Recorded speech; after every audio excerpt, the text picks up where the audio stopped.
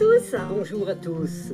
Allez, bonjour, on est vraiment content aujourd'hui de vous retrouver, de se retrouver pour échanger ensemble et passer ce petit moment. On a posé nos brouettes, on a posé nos gants et on a dit, allez, on va aller faire un petit peu de son et commencer à expliquer qu'est-ce qu'on fait. Ça fait 2 mois qu'on est ici, là, dans cet espace-là que vous voyez autour de nous, là, 2 mois qu'on travaille là. Et on a envie de vous partager tout ça et de vous raconter qu'est-ce qu'on est en train de créer dans cet endroit. Ça nous fait vraiment plaisir, oui, de nous retrouver pour vous partager un petit moment là, de notre existence nouvelle dans le Limousin, où on se plaît vraiment bien. Alors déjà, pour vous dire, on est vraiment content d'être ici, hein, dans le Limousin, en Haute-Vienne, dans notre nouveau lieu. On a vraiment énormément de plaisir à être là. Et puis, on avait un gros chantier qui nous attendait. On savait qu'on avait des travaux à faire, qu'on avait un gros chantier. Ce gros chantier, eh bien, c'est une maison. Là, vous voyez sur les images, on voit une maison à moitié en ruine. Et le toit crevé qui menace un petit peu beaucoup de s'écrouler. La charpente en très, très mauvais état. Et donc, on savait qu'il fallait qu'on se dépêche de sécuriser tout ça pour pas que ça risque de tomber sur le chemin, pour pas que ça risque de tomber sur les visiteurs. Et au départ, quand on a vu cette maison en ruine, on s'est dit alors plusieurs possibilités. Hein. Soit on va la restaurer complètement, on va refaire toute la toiture, etc. Oui, Hein? est-ce que nos petits bras vont suffire à faire ce qu'il faut? On s'est bien posé la question, est-ce qu'on fait venir une entreprise? Est-ce qu'on se débrouille par nous-mêmes? Et puis, de fil en aiguille, donc on a réfléchi, on s'est dit, mais et si on faisait un projet différent, un projet qui nous ressemble, un petit peu, un projet un peu fou, et si on faisait un jardin sur la maison? Alors, vous allez voir hein, les étapes de transformation de cette petite ruine pour arriver petit à petit à l'espace où on se trouve là maintenant. On va détailler ça. Hein, on va vous montrer, puis on se retrouve à la fin du film là, pour pouvoir en discuter un petit peu et vous raconter un petit peu plus de choses sur ce projet. Donc c'est parti en images pour découvrir la transformation de la petite maison en jardin. La première difficulté, la première étape du chantier, eh bien, c'était les tuiles. Oui, alors c'est sûr que là, on a fait, comme on dit, un travail de fourmi, donc on a été assez imaginatif, on a fait des essais pour de démolition de cette toiture, donc c'est vrai, c'est assez rigolo, mais enfin, pour nous, ça a été vraiment concluant. On avait un tas de foin de branches en bas, et moi j'étais au-dessus, je jetais les tuiles, et une par une, Céline les récupérait pour les trier, celles qui étaient encore récupérables, celles qui l'étaient pas. Et quand j'entendais « c'est bon », je jetais la suivante. Et ça a marché impeccable comme ça. Voilà, on a jeté les tuiles dans le foin. Alors des fois, ça tombait un peu à côté, c'était cassé. Bon, moi j'avais mis un casque hein, quand même.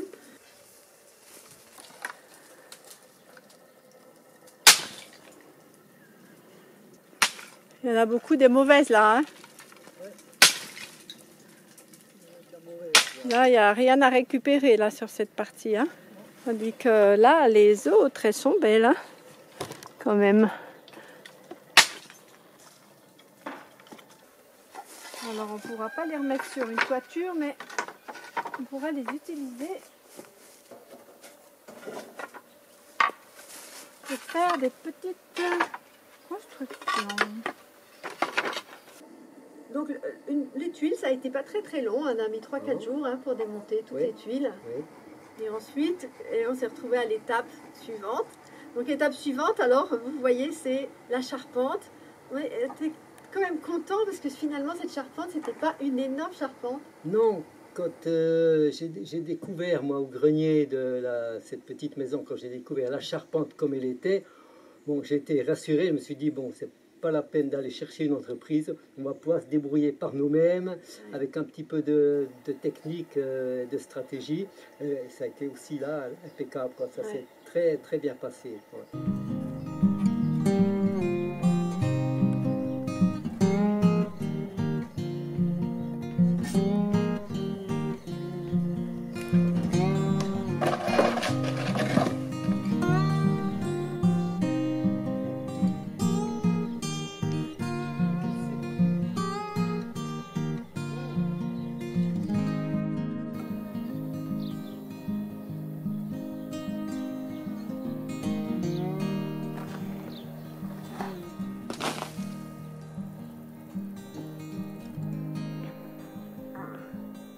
Voilà, tas de gravats, tas de pierres, beaucoup de pierres. Des poutres qui vont passer ou dans le poêle ou en bûche de bois cordé. Étape suivante, une fois qu'on a eu démonté les tuiles et la charpente, il y avait dans cette petite maison un grenier et le plancher du grenier il était complètement pourri. Hein. Oui. Là Oui, c'était des planches, on ne pouvait pas marcher dessus. Hein. Oui. Alors,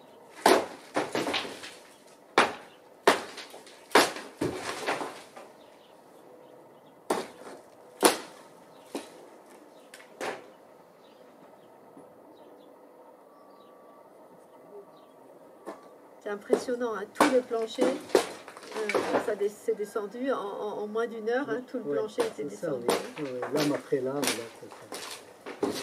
Alors voilà, plancher du haut. Alors on se retrouve avec des murs, beaucoup de murs, et un mur donc derrière nous, un mur en pierre. Donc vous allez voir en image, hein, on a démonté une petite partie de ce pignon, enlevé la fenêtre.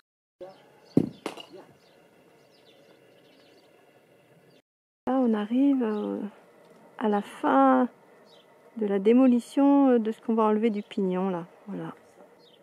Il reste 2 grosses pierres à enlever là dans ce coin. Et ensuite, on va laisser le reste du pignon. Alors celle-là. Et puis là, il reste donc cette grosse mémère là. Cette grosse pierre là.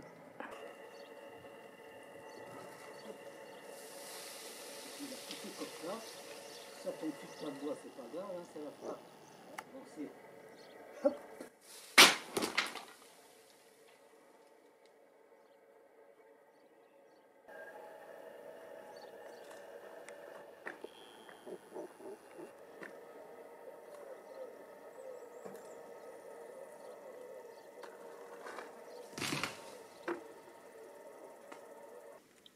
Alors, le démontage des briques, ben, ça vous allez voir, hein, des images petit à petit. Hein, donc, on a démonté les briques et jeté les briques en bas sur notre fameux tas de foin. Il a servi de foin. Pareil que pour les tuiles. Ouais. Bon, au bout d'un moment, le tas de foin, il se tasse. Hein, et alors, il faut aller rechercher du foin pour mettre par-dessus. Ça va, on en a pas mal, du foin, des branches.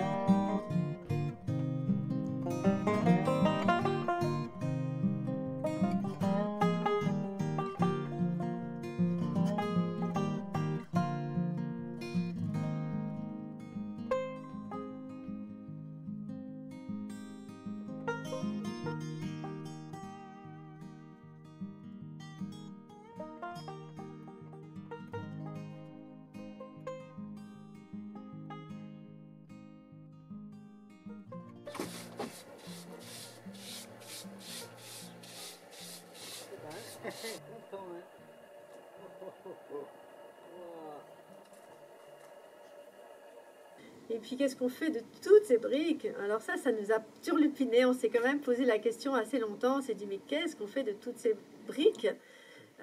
Et puis finalement on a trouvé des idées pour les retransformer. Alors on va les mettre de côté précieusement, je ne sais même pas si on en aura assez. Et après il y avait aussi le plancher là sur lequel là on est. voilà, Là, il y a des grosses poutres. Hein. Des grosses poutres en chêne. Bon, alors celles-ci, elles sont solides, elles vont encore durer très longtemps. Ouais. Donc, on a pu se poser dessus pour remettre un chevronnage, c'est-à-dire des chevrons tous les 50 cm. Donc, pour ce toit jardiné, on est reparti des poutres qui existaient. Donc, ces poutres qui avaient un espace un petit peu trop grand pour mettre directement les panneaux d'OSB dessus. Donc, on a remis toute une série de chevrons espacés de tous les 50, un espacement un peu classique, quoi, pour fixer l'OSB dessus. tout en faisant une petite pente de 1 à 2% pour l'écoulement de l'eau côté jardin, quoi. Voilà, donc c'est sûr que ces poutres, déjà elles étaient plus ou moins rectilignes, plus ou moins droites, donc ça n'aurait pas été très facile de se poser directement dessus déjà. Donc c'est pour ça qu'on a mis cette série de chevrons là, en les calant plus ou moins, en mettant les premiers couchés, et puis après ceux debout en calant, en entaillant un petit peu pour faire une pente régulière sur toute cette surface, quoi. C'est quoi que tu es en train de construire là? Là, les chevrons pour le prolongement, le haut vent du toit végétal. Ah, c'est une avancée alors. Une avancée, oui. Tu fais de la gymnastique? C'est de la gymnastique, oui. Exactement. Oh, le bol tombe en plein, exactement où il faut.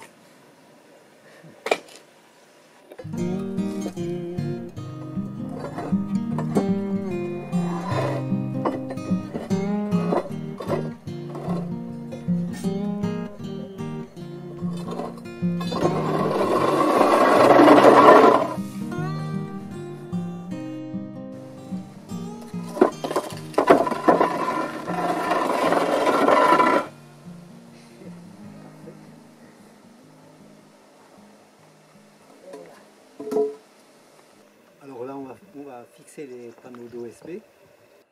Permettre de refaire un plancher bien droit, bien lisse. Là, la languette, elle n'est pas rentrée dedans, tu vois. Ah oui, Ouais, on est moins, ouais.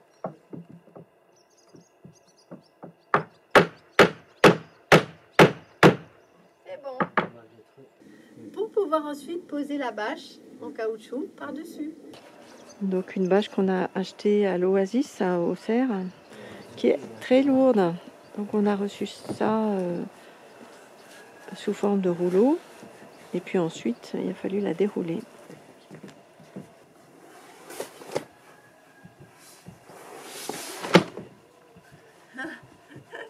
On dirait qu'on est en train de faire un très grand lit. Oui. Voilà, maintenant elle est en place avec suffisamment de remontée là pour pouvoir ensuite la fixer. Faire un petit rebord pour la fixer tout autour. Donc ça c'est un solin que tu fais. Ouais.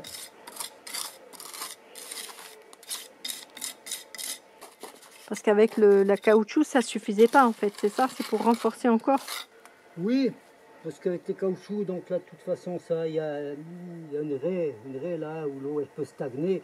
Donc à force de stagner, bah, elle peut aussi à des endroits passer un peu. Donc c'est bien que l'eau puisse s'écouler le long du mur et car déjà tomber à côté, déjà tomber à l'intérieur.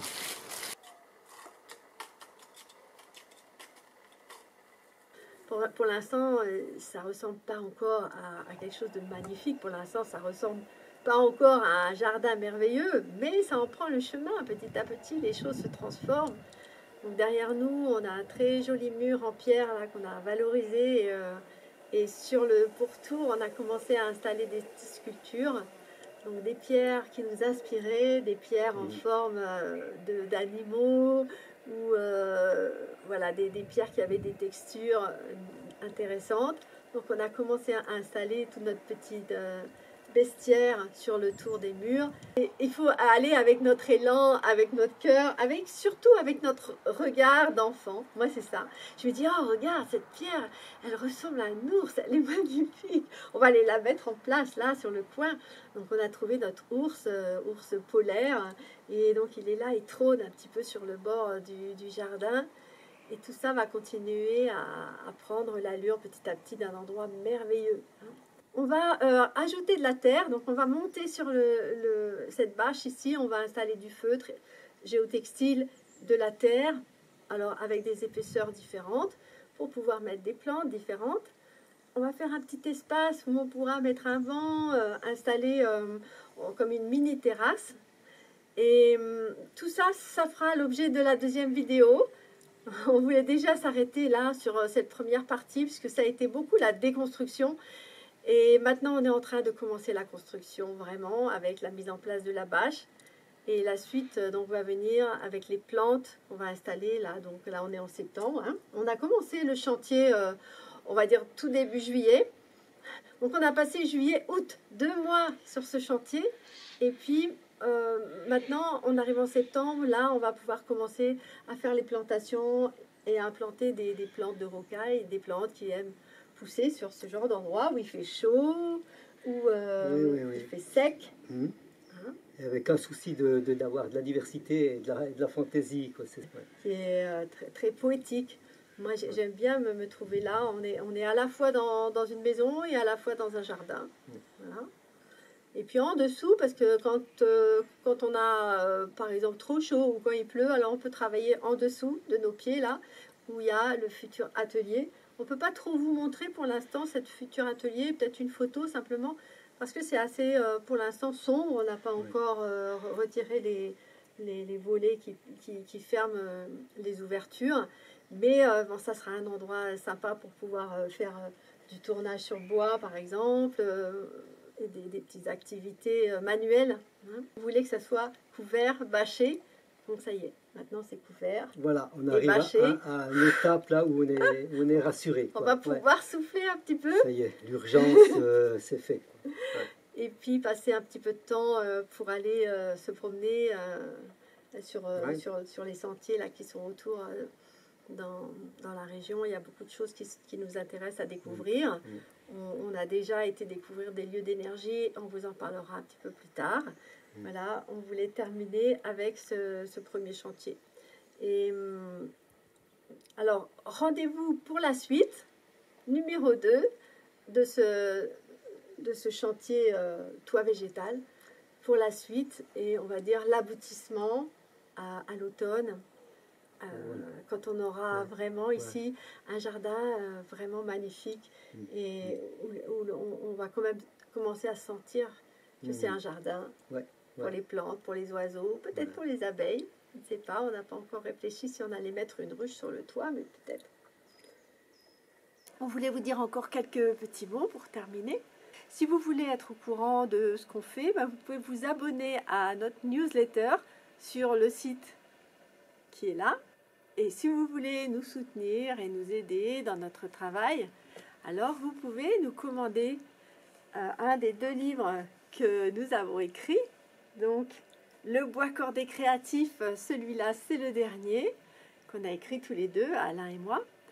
Et l'autre, c'est Ruche Refuge, accueillir des abeilles au jardin sans les exploiter. Alors, comment faire pour commander ces livres?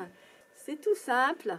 Vous pouvez regarder sur notre site internet qui s'affiche ici, ou alors vous regardez le lien qui est en description sous la vidéo. Et vous aurez toutes les informations. On pourra vous envoyer les livres soit par Mondial Relais, soit par la poste. Et ça nous fera très plaisir de pouvoir partager tout notre travail et notre réflexion avec vous. Et on vous dédicacera les livres. Merci pour d'être là. Merci pour vos abonnements. Merci pour vos commentaires qui font toujours très très plaisir. C'était très très agréable de pouvoir passer ce moment avec vous. On vous embrasse et portez-vous bien. Et on vous dit à très bientôt pour la suite. À très bientôt, oui, avec plaisir. Bye bye.